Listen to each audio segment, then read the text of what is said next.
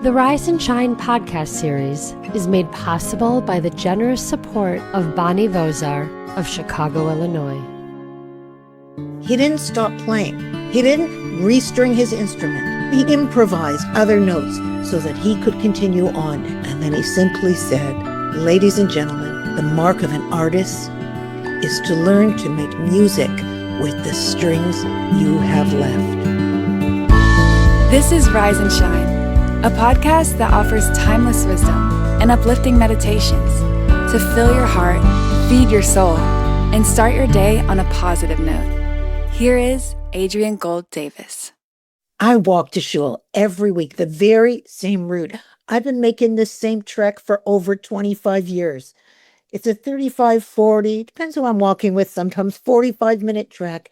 And I go through the city and then I cross this ravine. And this ravine has this gorgeous bridge that you pass over. And I get to mark the seasonal changes by the leaves in that ravine, by the creek that goes from ice to murk to the most brilliant green of something called phytoplankton. Now that's the bottom of nature's food chain, but it's still a very powerful piece of creation. And for the longest time, for years, that bridge was always a target of graffiti.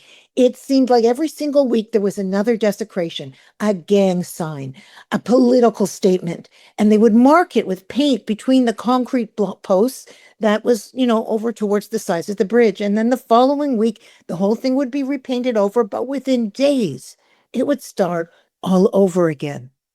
Last year, a tree from the ravine came down and crushed the iron bars of that bridge. And it reminded us all who and what is really in charge. So, as you can see, this bridge and the ravine are my favorite things in my city of Toronto. And just this summer, a bronze plaque was placed on the very first pillar. Maybe it was copper, I'm not sure, but it was engraved in a gorgeous script. And it is the famous words of Leonard Cohen. Here's what it says. "Ring the bells that still can ring. Forget your perfect offering. There is a crack in everything. That's how the light gets in." I think it's my favorite lyric of all time. And it's a deeply Jewish idea as well that Ernest Hemingway also referenced in his own way when he wrote that the world breaks everyone. And afterwards, some are stronger in the broken places. So in the Talmud, we read a line that tells us that the broken shards of the first tablets, the ones that Moses smashed, are stored together in the ark with the whole second set.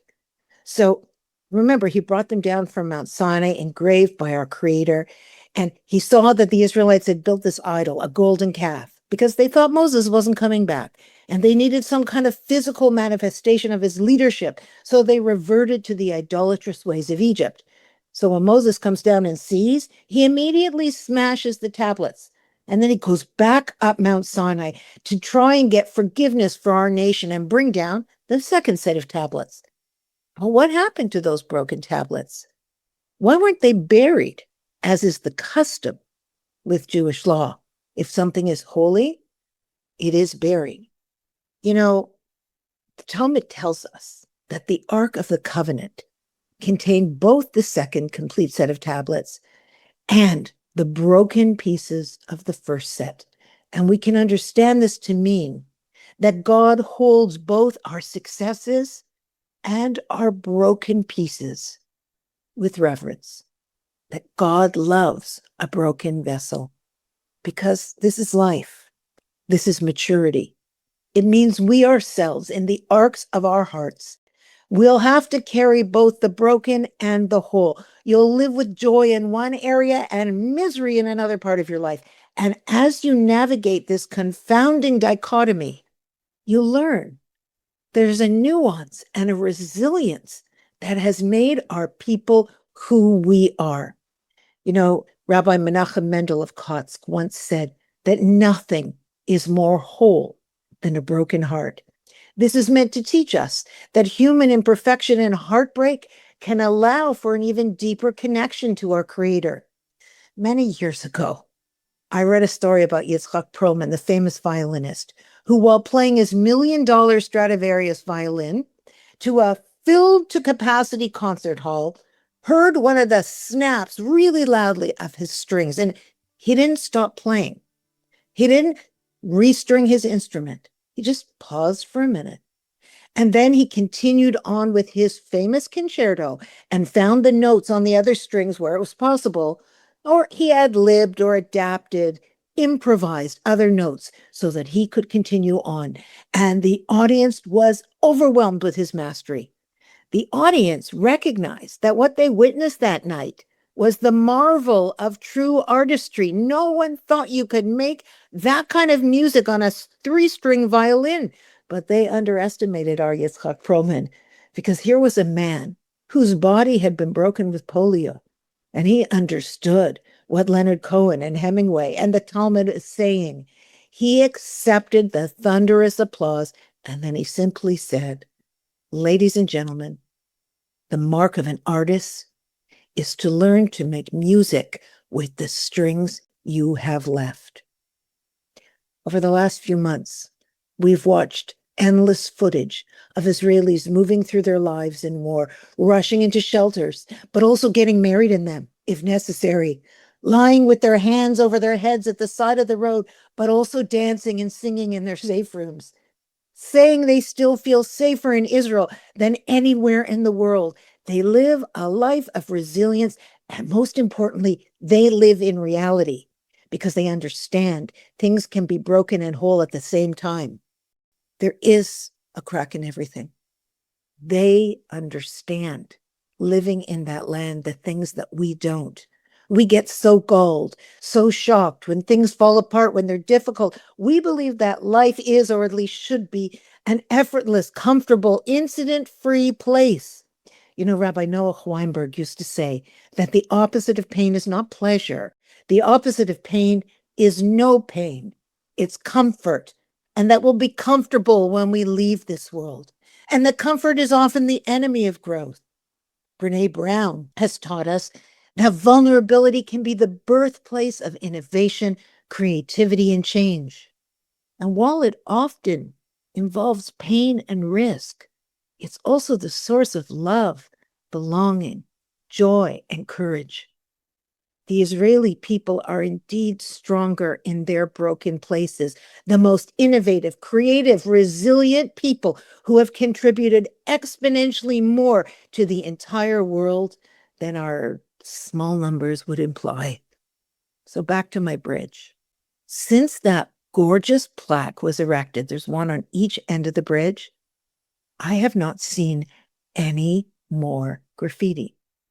Now, maybe I missed some, but there has yet to be a Saturday morning on my walk to synagogue where I saw anything.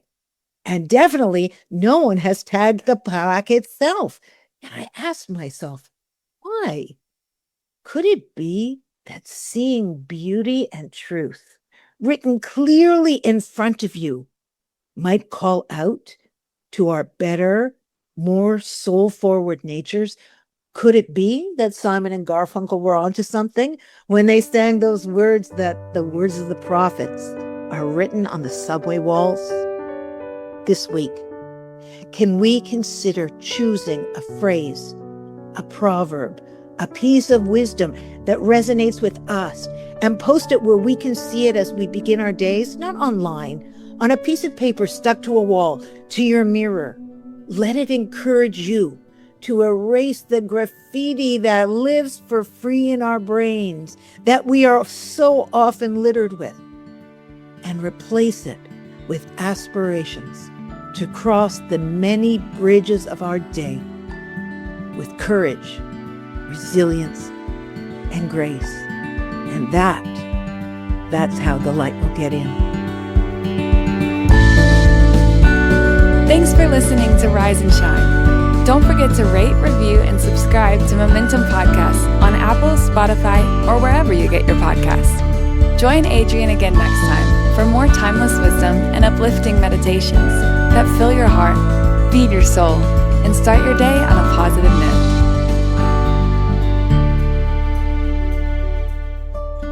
This podcast was made possible by the generous support of Bonnie Vozar of Chicago, Illinois. Spread the wisdom. Inspire Jewish individuals around the globe by supporting Momentum's podcasts. To sponsor, contact podcast@momentumunlimited.org. You're listening to a Momentum podcast. For unlimited inspiration, wisdom, and empowerment, visit momentumunlimited.org.